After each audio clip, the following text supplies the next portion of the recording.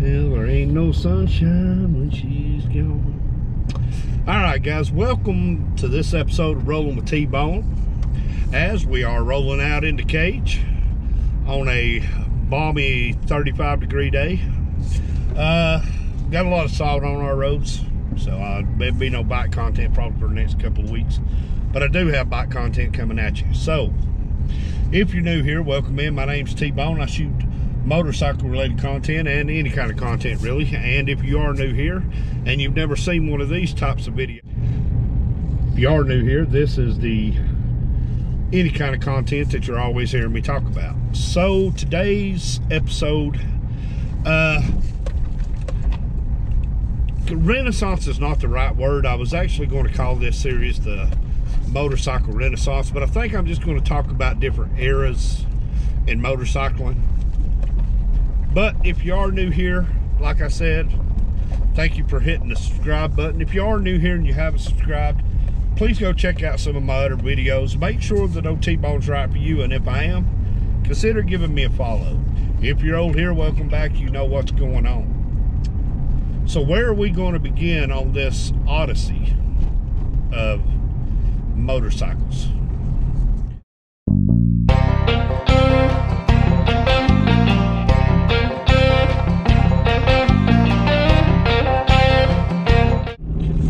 Alright guys, so in doing this series, I'm just going to talk about what I know, and I'm going to start talking about these eras of motorcycle culture. I want to start in the 60s and the 70s, and I'm probably going to do 3 of these episodes, and I'm probably going to do them in 20-year increments like the 60s and the 70s.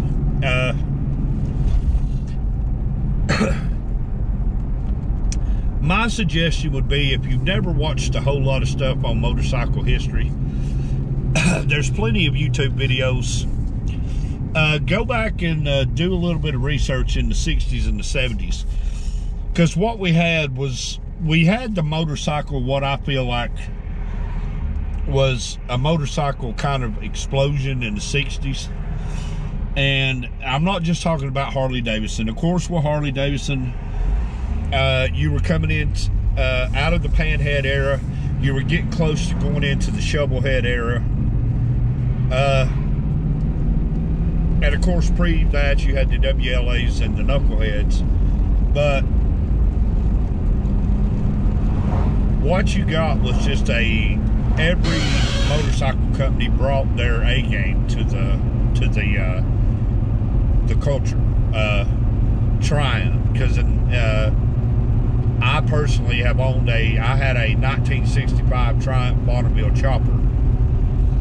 You had the Triumph Bonneville, and then getting toward the late 60s, Honda entered the scene here with the CB750. So the 60s was kind of donated to getting bikes into the culture, and then it was also donated to just cult classic movies. I mean, there was a ton through the decade of the 60s. There was a ton of motorcycle movies made. I mean, you had Hell's Angels 69, you had Hell's Angels on Wheels, Fallen Angel, Glory Stompers, of course, Easy Rider. So the 60s was kind of a precursor, because you saw choppers, but you didn't really see the radical stuff, like with the molded frames and molded tanks in the frames and the psychedelic paint jobs. Those actually started coming along in the 70s now. Excuse me, guys. I've heard a lot of people talking about the 70s, and I have actually heard people say that the 1970s was a golden era of choppers. And really, can we argue that point? I mean, you had Honda CB750s. People were taking the CB750 engine out of the Honda and they were hard-telling frames, and they were putting that 4-cylinder engine into the chopper. And why not? I mean, basically, essentially, the old single overhead cam 750s were bulletproof. I mean, I personally have owned 4 or 5 of those bikes. CB 450s were turned into choppers. 650s were turned into choppers. Yamaha, you had the XS 650 turned into choppers. So it wasn't just Harley Davidson, and it wasn't just Triumph. I mean, you had BSA, you had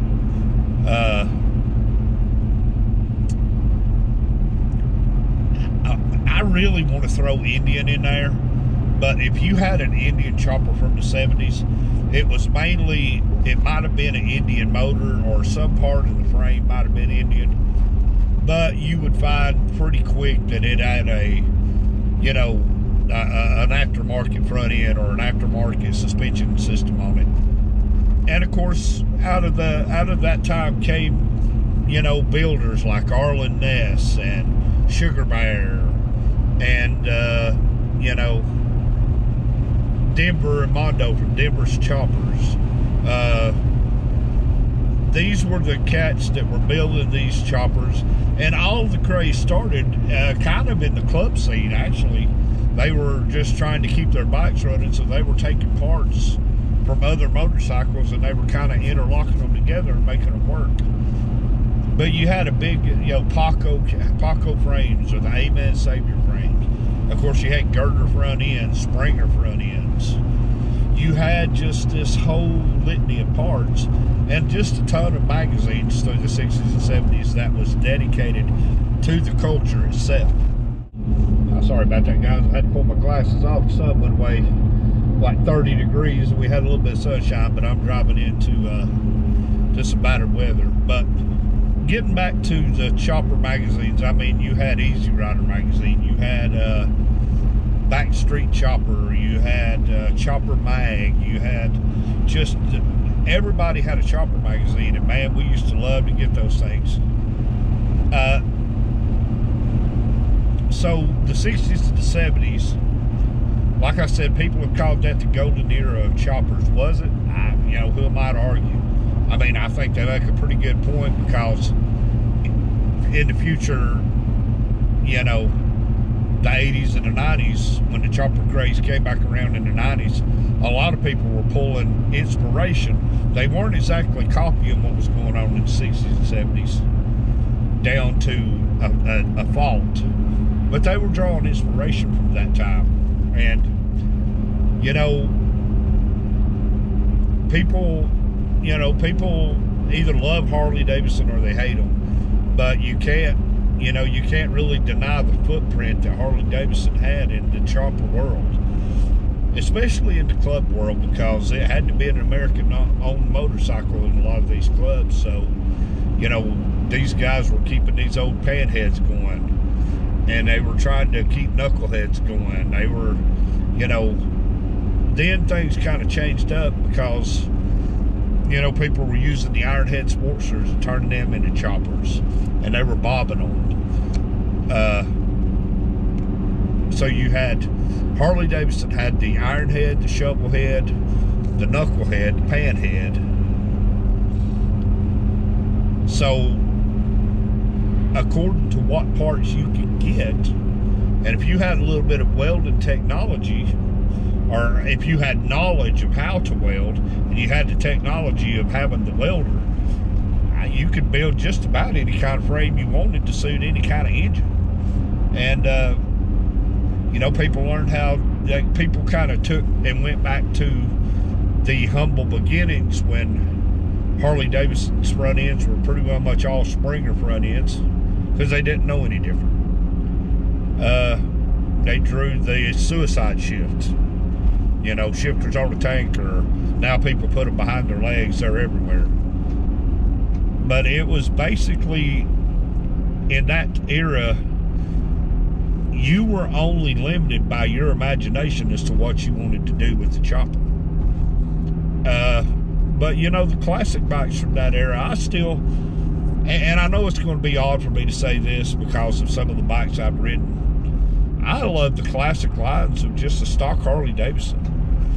Personally, I think a stock Harley-Davidson, of course, if you need to change up the bars or pipes or you want to put a set of mags on it, but I think a lot of these motorcycles, like the 750 Honda, CB750 Honda, you know, if you get a stock CB750 with a slick paint job on it, I think it's a very beautiful bike. Same way with the Kawasaki, the KZ1000, a KZ900L. If you get one that's got a good paint job on it and it's been taken care of, those are just good looking bikes in my opinion. Yeah, you know, it don't all have to be, but of course Harley-Davidson had the biggest footprint. So, you know, and it's weird to say that, because if you look back at a lot of them old chopper cult classic movies from the 60s, man, it wasn't just Harley-Davidsons. There was a lot of Triumphs. There was a lot of BSAs. There was a lot of Nortons. I remember seeing a couple of good movies that had Norton Commandos in them. So, you know, basically at that time, it wasn't an identity thing. It was just the fact that you rode a motorcycle. Sorry about that, guys. Had to stop and pay my water bill. Keep the water going. But, you know, we come to this spot when we talk about, of course, motorcycle culture. And if you're not careful, you end up polarizing yourself. You end up polarizing everybody by getting stuck on just one thing. And I love to see like an eclectic group of bikes and people who are willing to build them. I think some of the best looking choppers that I've ever seen have either been built by Triumph or had Triumph. And of course, I always thought the CB750 engine looked good in a chopper frame personally, but that's just me. But you know, you had companies that kind of popped up. You had guys like Sugar Bear and Arlen Ness and, you know, others who they kind of defined what it meant, because you had the Paco frame, or you had the A-Man Savior frame. You had Mustang gas tanks and, you know, fenders, and you could really build a chopper to your design, any way you wanted it to look. Any way you wanted your chopper to look, you could get it. If you saw something in a magazine and you thought, man, that is a great looking chopper, well, it wasn't out of the realm of possibility for you to be able to obtain the parts that you needed to do that. Because I could even remember, you know, being a kid in the 80s and the 90s looking at these magazines in the 80s. If you flip to the back, there was a parts list of, you know, if you had the money, you could build any kind of chopper you wanted to build.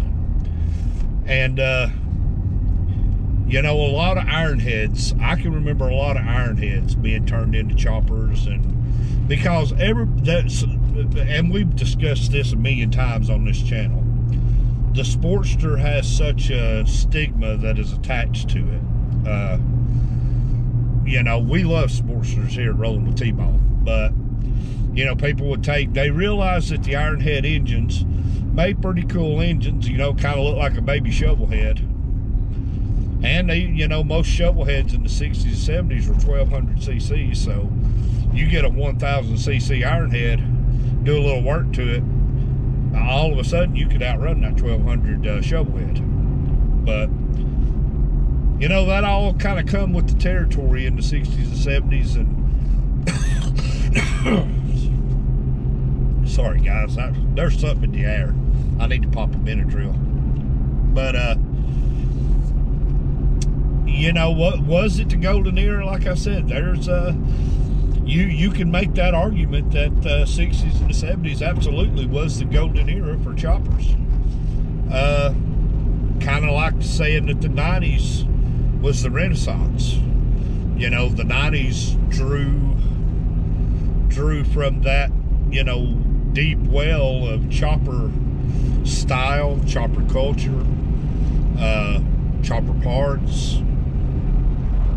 And you could say that had it not been for those guys who were radicalizing those choppers in the 60s and 70s, the culture in the 90s may not have really flashed out as hard as it did. Because the 90s wasn't, you know, there was, you know, guys were, you know, they liked that old chopper design, but they were modernizing them. Better engines, better parts that wouldn't vibrate off going down the road.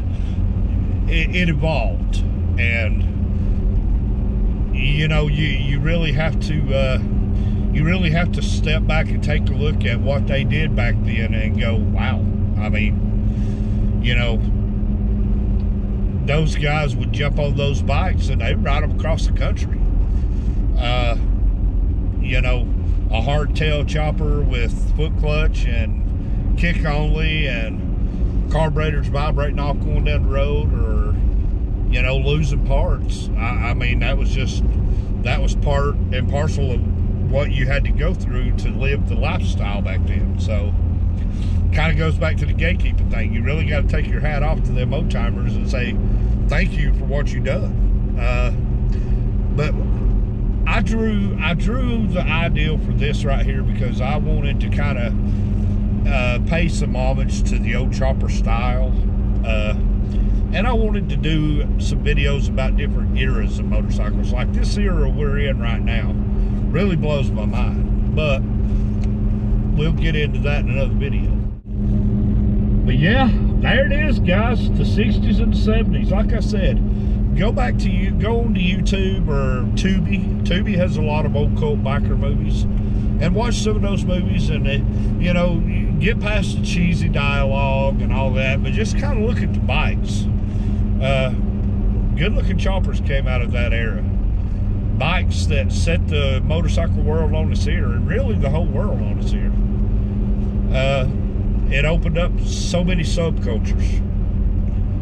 But check out the old bike movies. There's actually a documentary on YouTube that is the history of the Cafe Racer, talking about the British bikes and the guys who were racing them from cafe to cafe over there, the Cafe Racers.